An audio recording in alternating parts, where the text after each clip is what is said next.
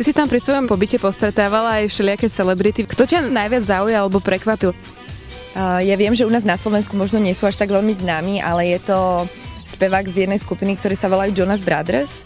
A oni sú veľmi známi v Amerike a on ma naozaj veľmi prekvapil, pretože tým, aký je on slávny a nás dokonca aj napaparacovali a už si tam vymýšľali, že proste všelijaké scenáre, tak on ma veľmi prekvapil, pretože on bol strašne milý a naozaj taký rodinne a kamarátsky založený, že mal tých svojich ozajstných priateľov. No a potom ma veľmi potešil, keď som videla aj Puff Daddyho, pretože keď som bola malá, tak mne sa on veľmi páčil, jeho tvorba. Takže to som si ešte strašne dávno povedala, že toho by som raz chcela stretnúť.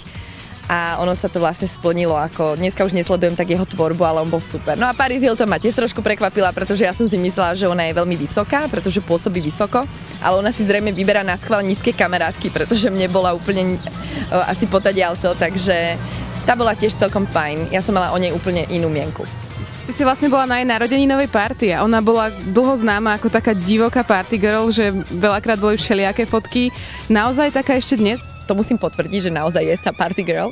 Stretla som ju na 2 akciách. Na tej prvej, kde sme moc spolu nekomunikovali, a na tej druhej to už bolo trošku iné a je party girl, ešte akurát vtedy hovorila, že dneska tequilu nemôže piť, lebo že s nej bude crazy, takže bola fajn, aj sme si štrngli, ale niečím iným, nie tou tequilou.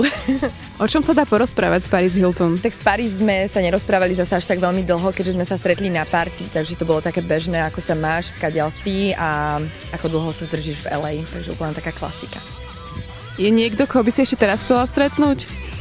Áno, je taký, ktorého túžim stretnúť už strašne dlho, pretože jeho tvorba sa mi páči úplne najviac a je to spevák Kanye West.